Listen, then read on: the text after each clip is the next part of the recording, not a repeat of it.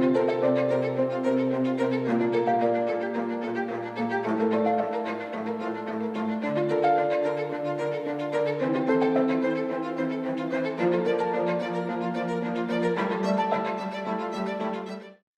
वालेकुम ख़वातीन व हज़रात।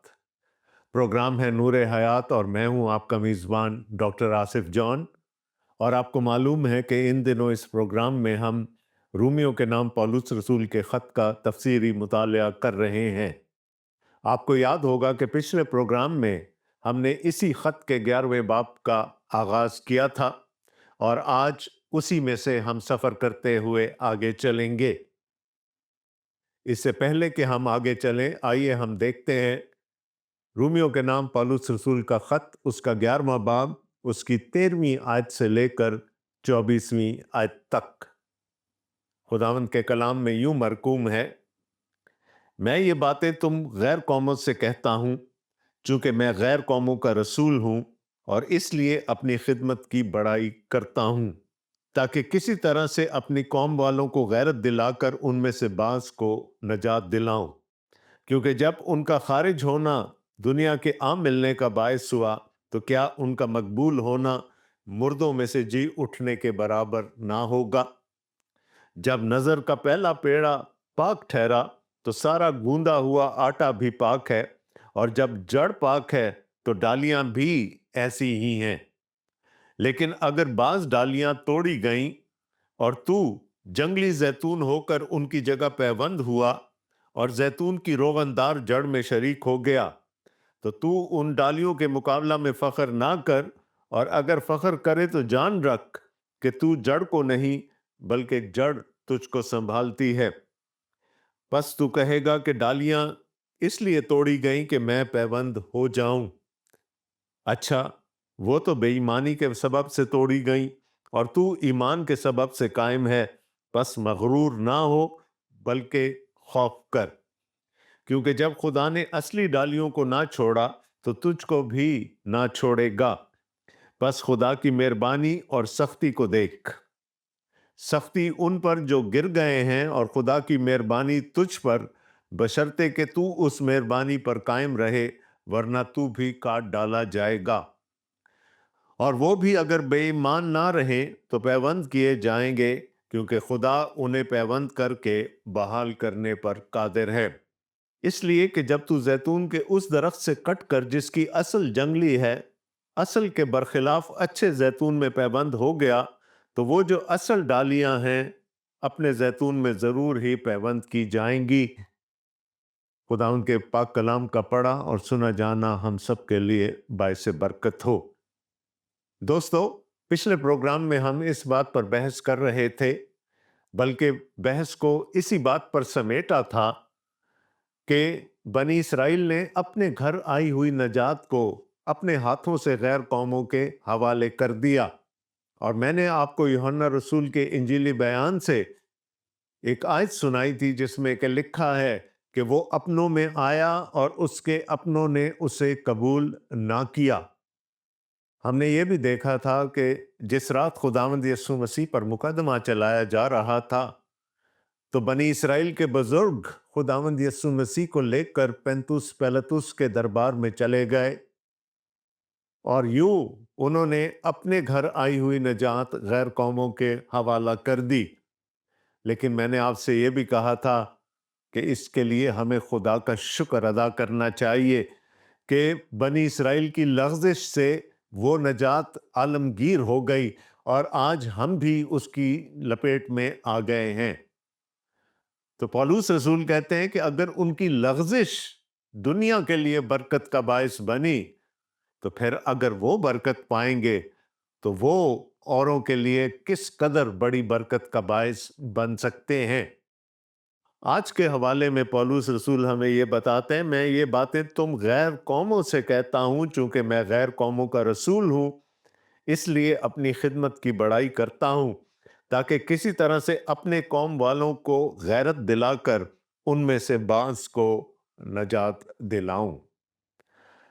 पौलुस रसूल यहाँ पर उन लोगों से मुखातिब हैं जो कि कलीसिया का हिस्सा तो हैं, लेकिन वो गैर यहूदियों में से कलीसिया में शामिल हुए اور ان کو وہ بتا رہے ہیں کہ میں تمہاری خاطر غیر قوموں کے لیے میں رسول ٹھہرایا گیا، لیکن میری جڑ یہودی ہے، میں اہل یہود میں سے ہوں، میں ابراہیم کی نسل ہوں، میں بنیامین کے قبیلے میں سے ہوں، لیکن میں غیر قوموں کے لیے رسول ٹھہرایا گیا، اور میں اپنی خدمت کی بڑائی اس لیے کرنا چاہتا ہوں کہ کسی طرح سے اپنے لوگوں کو، یہودیوں کو غیرت دلا کر ان میں سے بعض کو نجات کے پاس لا سکوں۔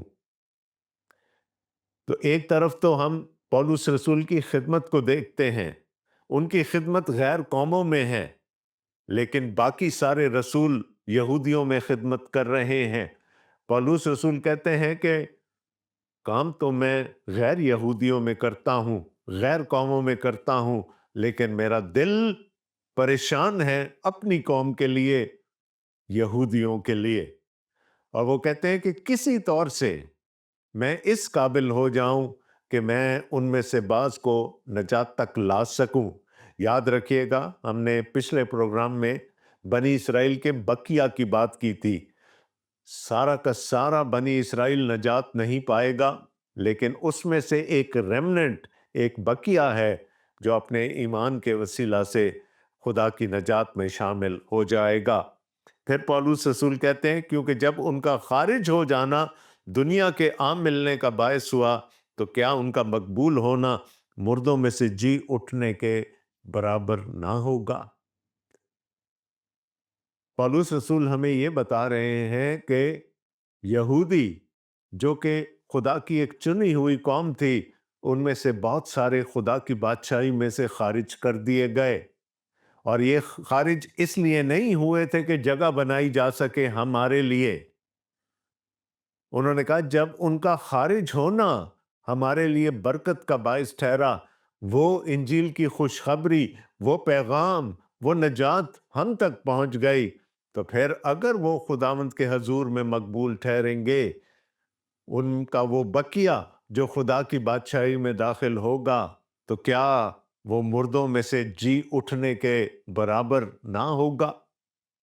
ہم سب اس بات کی آرزو رکھتے ہیں، اس بات کی تمنا رکھتے ہیں، اور خداوند یسوع مسیح میں یہ ہمارا ایمان بھی ہے اور یقین بھی ہے کہ جیسے ہمارا خداوند مردوں میں سے جلایا گیا، ویسے ہی ہم بھی مردوں میں سے جلائے جائیں گے اور یوں خدا کی بادشاہی کا حصہ بنیں گے، ہمارے بدن مغفرت پائیں گے۔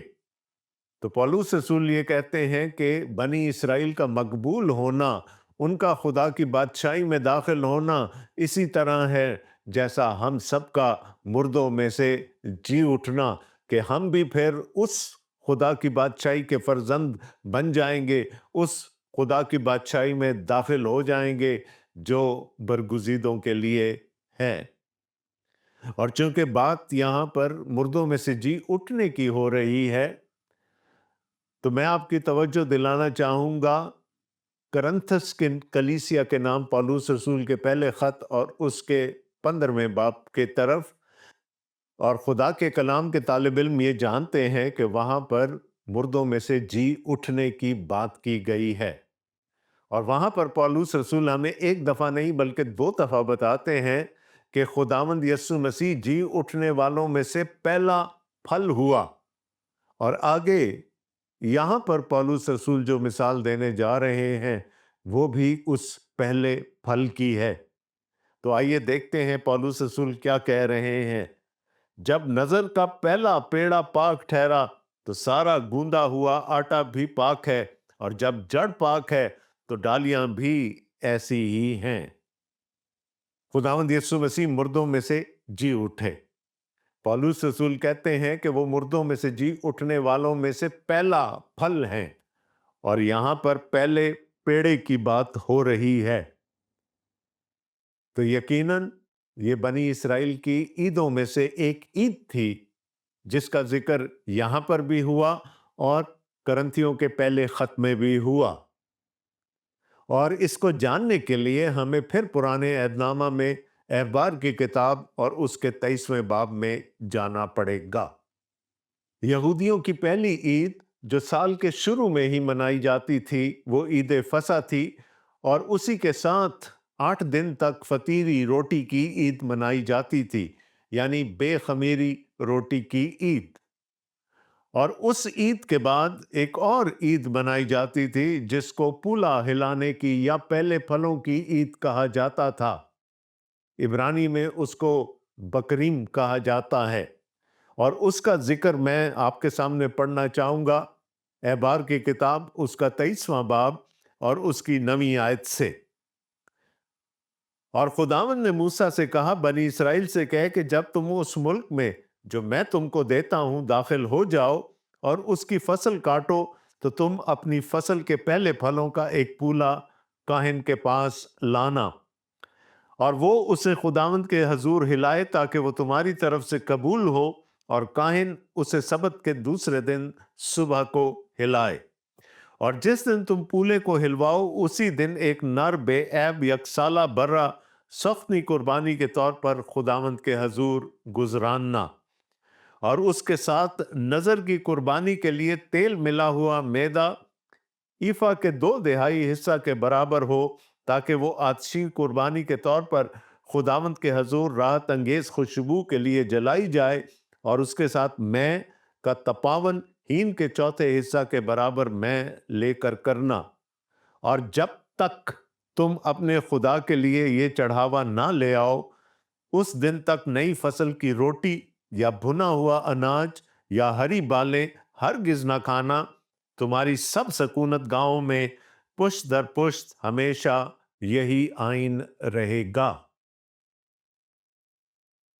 بنی اسرائیل کی عیدوں میں سے ایک عید پولا ہلانے کی عید ہے کہ جب بھی فصل کاٹی جائے، چاہے وہ موسم بہار کی فصل ہو یا موسم خزاں کی فصل ہو، خداوند کے حضور پہلے پھل لائے جائیں، وہ پہلے پولے جو کاٹے جائیں وہ خداوند کے حضور لائے جائیں، اور کاہن ان کو خداوند کے حضور ہلائے، اور یہ ہلانے کی قربانی گزرانی جائے گی۔ یاد رہے کہ یہ سب کچھ اس فصل کی شکر گزاری کے لیے ہو رہا ہے۔ تو جس دن پولا ہلایا جاتا تھا خداوند کے حضور، اسی دن خداوند یسوع مسیح اس دنیا سے صعود کر کے چلے گئے۔ وہ پہلا پھل ٹھہرے۔ پہلے پھلوں کی عید پر خداوند یسوع مسیح کا صعود کر جانا اس بات کی ضمانت تھی کہ خداوند نے ان کی قربانی کو قبول کر لیا ہے۔ اور پھر وہاں پر قربانی بھی چڑھائی جاتی تھی، ایک نر یکسالہ برے کی، اور اسی کے ساتھ جو گندم کاٹی جاتی تھی یا جو جو کاٹی جاتی تھی، اس کے آٹے کا ایک پیڑا بنا کر خداوند کے حضور لایا جاتا تھا، وہ خدا کے حضور جلایا جاتا تھا میں کے ساتھ، اور یہ راحت انگیز خوشبو خداوند کے حضور پہنچتی تھی۔ یہ شکر گزاری ہوتی تھی اس فصل کے لیے جو کاٹی جانے والی ہے، اور یہ دعا کی جاتی تھی کہ وہ پہلے پولے اور وہ پہلا پیڑا جو خدا کے حضور شکر گزاری کے طور پر لایا گیا ہے، باقی فصل بھی اسی کے مطابق ہو۔ اور یہاں لکھا ہے کہ بنی اسرائیل کے لیے یہ ممانعت تھی کہ جب تک وہ یہ نہ کر لیں وہ اس فصل میں سے کچھ بھی نہیں کھائیں گے۔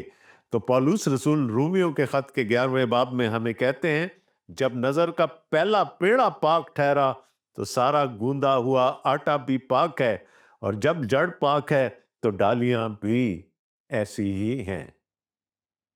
خداوند یسوع مسیح مردوں میں سے جی اٹھنے والے پہلے تھے، وہ خداوند کے حضور پہلا پھل ٹھہرے۔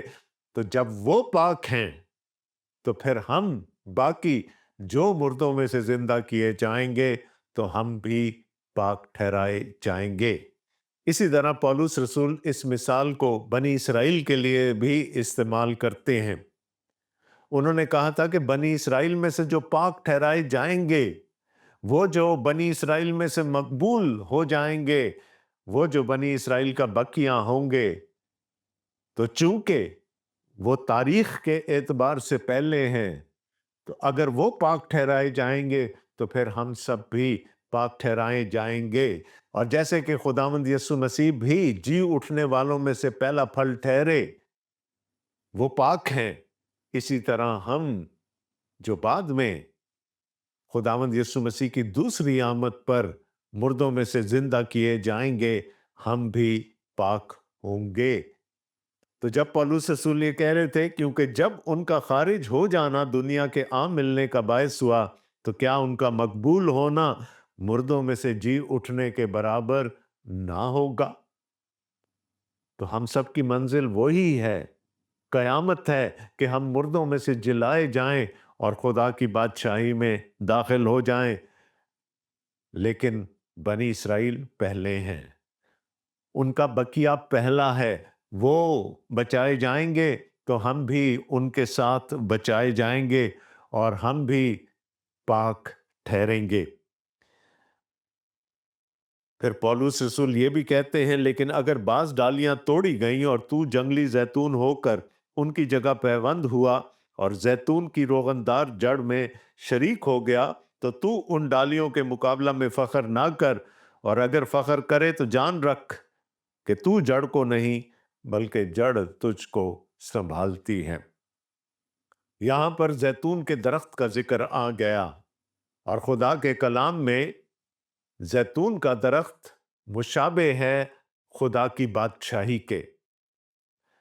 तो पौलुस रसूल ये कहना चाह रहे हैं कि खुदा की बादशाही के पहले हकदार बनी इसराइल थे, उनको उस बादशाही में शामिल किया गया, लेकिन चूंकि वो सब के सब कायम ना रहे, वो सब के सब फल ना लाए, इसलिए पौलुस रसूल कहते हैं कि बाज डालियों को काट डाला गया।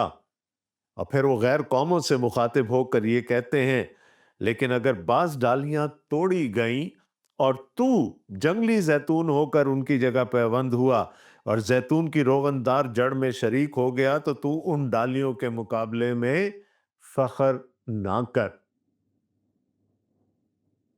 बनी इसराइल पहले थे, उनमें से हर एक खुदा की बादशाही में कायम नहीं रहेगा, वो काट डाले जाएंगे। लेकिन और उनकी जगह हम जो गैर कौमों में से लिए गए हैं, जो जंगली जैतून है पौलुस रसूल की नजर में, वो खुदा की बादशाही में उस हकीकी जैतून के दरख्त में पैवंद कर दिए गए। लेकिन पौलुस रसूल कहते हैं इसमें फ़ख्र की कोई बात नहीं है। हमें इस बात पर फ़ख्र नहीं करना कि बनी इसराइल निकाले गए और हम दाखिल हो गए। पौलुस रसूल कहते हैं इस बात को याद रखें कि जड़ जो बनी इसराइल हैं वो दरख्त को संभालती है, डालियों को संभालती है, ना कि डालियां जड़ को संभालती हैं। हमें ये याद रखने की ज़रूरत है। खुदा की बादशाही पे पहला हक बनी इसराइल का और दूसरा गैर कौमों का है। आपको वो वाकया याद होगा अनाजील मुकद्दस में से, जहां पर एक सूरफनीकी औरत ने खुदावंद को मसीह और इब्ने दाऊद के अलकाब से पुकारा था, और यीशु मसीह यकीनन हैरान हुए कि वो जो अहले यहूद में से नहीं थी, वो ये जानती थी कि वो इब्ने दाऊद यानी मसीह हैं। और खुदावंद यीशु मसीह ने उसका इम्तिहान लेने के लिए कि वो कलाम का कितना इल्म रखती है, ये सवाल किया कि लड़कों की रोटी लेकर कुत्तों को डालना रवा नहीं है। और उस सूरफनी की औरत ने कहा, अय खुदावंद मैं ये जानती हूं, मेरे लिए, मेरी बेटी के लिए उस मेज पर से गिरा हुआ टुकड़ा ही काफी होगा। और इस पर खुदावंद यीशु मसीह ने कहा था कि इस कलाम के वसीला से जिसको तू जानती है, जा, तेरी बेटी ने शिफा पाई। तो वो यहूदियों की प्राइमेसी खुदा की बादशाही में ख़त्म नहीं हुई, कम नहीं हुई। हाँ, सब के सब यहूदी नजात नहीं पाएंगे, सब के सब यहूदी खुदा की बादशाही में दाखिल नहीं हो जाएंगे। एक रूमी सूबेदार का ईमान देखकर खुदावंद यीशु मसीह ने ये फरमाया था کہ بتیرے پورب اور پچھم سے آ کر خدا کی بادشاہی میں شریک ہو جائیں گے، لیکن بادشاہی کے فرزند باہر پھینکے جائیں گے۔ یہ وہی باتیں ہیں، یہ خداوند یسوع مسیح کے منہ کی تعلیم تھی جس کی تفسیر یہاں پر پولس رسول ہمارے سامنے کر رہے ہیں۔ وہ مزید کہتے ہیں، پس تو کہے گا کہ ڈالیاں اس لیے توڑی گئیں کہ میں پیوند ہو جاؤں؟ اچھا، وہ تو بے ایمانی کے سبب سے توڑی گئیں اور تو ایمان کے سبب سے قائم ہے۔ پس مغرور نہ ہو بلکہ خوف کر، کیونکہ جب خدا نے اصلی ڈالیوں کو نہ چھوڑا تو تجھ کو بھی نہ چھوڑے گا۔ دوستو، یاد رہے کہ یہ باتیں کس تناظر میں ہو رہی ہیں۔ اس وقت ہر کلیسیا میں وہ مسیحی بھی شامل تھے جو اہل یہود میں سے آئے تھے، اور وہ مسیحی بھی شامل تھے جو کہ غیر قوموں سے آئے تھے۔ جہاں پر یہودی نژاد مسیحوں کی تعداد زیادہ ہوتی تھی تو یہودی ان کو ڈومینیٹ کرنے کی کوشش کرتے تھے اور ان سے ناجائز مطالبات کیے جاتے تھے، جیسا کہ گلتیا کی کلیسیا میں ہو رہا تھا۔ اور جہاں پر ان مسیحوں کی تعداد زیادہ ہوتی تھی جو غیر قوموں میں سے آئے ہوتے تھے، تو وہ یہودیوں کو ڈومینیٹ کرنے کی کوشش کرتے تھے اور اپنی برتری جتانے کی کوشش کرتے تھے۔ روم کی کلیسیا بھی ایک ایسی ہی کلیسیا تھی جہاں پر غیر قوموں میں سے آئے ہوئے مسیحیوں کی تعداد زیادہ تھی، اور وہ فخر کرتے تھے اس بات پر۔ تو پولس رسول یہ کہہ رہے ہیں کہ تم مغرور نہ ہو، کیونکہ اگر کوئی خدا کی بادشاہی میں سے، کوئی یہودی خدا کی بادشاہی میں سے نکالا گیا تو وہ اپنی بے ایمانی کی وجہ سے نکالا گیا، اور اگر تو وہاں قائم ہے تو اپنے ایمان کے وسیلہ سے قائم ہے۔ پس مغرور نہ ہو بلکہ خوف کر، کیونکہ جب خدا نے اصلی ڈالیوں کو نہ چھوڑا تو تجھ کو بھی نہ چھوڑے گا۔ پس خدا کی مہربانی اور سختی کو دیکھ، سختی ان پر جو گر گئے ہیں اور خدا کی مہربانی تجھ پر، بشرطے کہ تو اس مہربانی پر قائم رہے، ورنہ تو بھی کاٹ ڈالا جائے گا۔ تو خدا نے اس قوم میں سے جس کو اس نے بنائے عالم سے پیشتر جانا اور چن لیا، اگر ڈالیوں کو کاٹ دیا تو پھر ہمیں بھی خبردار رہنے کی ضرورت ہے کہ اگر خدا نے ان کو نہیں چھوڑا تو پھر وہ ہمیں بھی نہیں چھوڑے گا، اور ہمیں نہایت خوف میں رہتے ہوئے بڑی احتیاط کے ساتھ قائم رہنے کی ضرورت ہے۔ اور وہ بھی اگر بے ایمان نہ رہیں تو پیوند کیے جائیں گے، کیونکہ خدا انہیں پیوند کر کے بحال کرنے پر قادر ہے۔ بڑی آسان سی بات ہے سمجھنے کے لیے۔ اس زیتون کے درخت میں خدا کی بادشاہی میں قائم رہنے کا وسیلہ صرف اور صرف ایمان ہے اور خدا کا فضل ہے۔ اگر ہم اپنے ایمان پر قائم رہیں گے تو چاہے ہم پیوند کیے گئے ہوں یا اصلی ڈالیاں ہوں، ہم قائم رہیں گے۔ لیکن اگر ہم اپنا ایمان کسی نہ کسی طرح سے کھو دیں گے تو پھر ہم بھی کاٹ ڈالے جائیں گے۔ اس لیے کہ جب تو زیتون کے اس درخت سے کٹ کر جس کی اصل جنگلی ہے، اصل کے برخلاف اچھے زیتون میں پیوند ہو گیا، تو وہ جو اصل ڈالیاں ہیں اپنے زیتون میں ضرور ہی پیوند ہو جائیں گی۔ تو پولس رسول کسی طرح سے بیلنس کرنے کی کوشش کر رہے ہیں، توازن لانے کی کوشش کر رہے ہیں اس کلیسیا میں جہاں پر کہ غیر یہودیوں میں سے آئے ہوئے ایمانداروں کی تعداد زیادہ تھی، اور وہ کمتر جانتے تھے یہودی نژاد مسیحیوں کو۔ تو پولس رسول ان کو یہ بتانے کی کوشش کر رہے ہیں کہ یہودی اصل ڈالیاں ہیں۔ ہاں، اگر ان میں سے کوئی کاٹ ڈالی گئی تو وہ اس لیے تھا کہ وہ ایمان پر قائم نہیں رہے۔ انہوں نے اپنی محنت سے خدا کی بادشاہی کمانے کی کوشش کی، وہ اپنی ریاضت پر بھروسہ کرتے تھے۔ اور پولس رسول ان رومی نژاد مسیحیوں کو یہ بتانے کی کوشش کر رہے ہیں کہ تم جنگلی زیتون تھے، اور خدا نے تمہیں وہاں سے اٹھا کر जैतून के असल दरख्त में पैबंद कर लिया तो ये कोई फख्र की बात नहीं है। हम सब ने निहायत हलीमी के साथ, निहायत फिरौतनी और निहायत इंकिसारी के साथ और खुदा के फजल में उस असली जैतून में जुड़े रहना है। और अगर जुड़े नहीं रहेंगे, अगर कायम नहीं रहेंगे, तो फिर उन डालियों की तरह जो असल थी और जो कायम ना रहीं, काट डाले जाएंगे। तो पौलुस रसूल कहते हैं कि खुदा के खौफ में रहने की ज़रूरत है, आपस में भाईचारा कायम करने की ज़रूरत है। कुछ डालियां असल हैं, कुछ जंगली जैतून की डालियां पैबंद हो गई हैं, लेकिन अब वो एक ही असल जैतून का हिस्सा हैं। वो खुदा की बादशाही के फर्जंद हैं, और चाहे वो यहूदियों में से आए हों, चाहे गैर यहूदियों में से आए हों, बड़े खौफ के साथ, बड़ी हलीमी और इनकिसारी के साथ कायम रहने की ज़रूरत है, वरना अंजाम वही होगा कि दरख्त से हम काट डाले जाएंगे। तो ये खुदा का फजल था, ये खुदा की रहमत थी कि उसने उस नजात को, जिसको उसने पहले यहूदियों के लिए भेजा, खुदावंद यीशु मसीह ने भी यही फरमाया था कि मैं इसराइल की खोई हुई भेड़ों को ढूंढने के लिए आया हूं। लेकिन जब उन्होंने ही खुदावंद यीशु मसीह को रद्द कर दिया, तो खुदा ने उस नजात को पूरी नस्ल इंसानी के लिए खुदावंद यीशु मसीह के वसीले से आम कर दिया।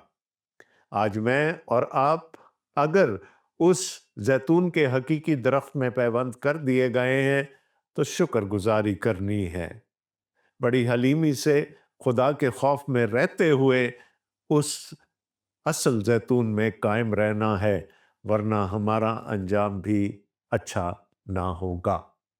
दोस्तों, आज के प्रोग्राम का वक्त ख़त्म हुआ चाहता है, लेकिन 11वां बाब अभी पूरा नहीं हुआ।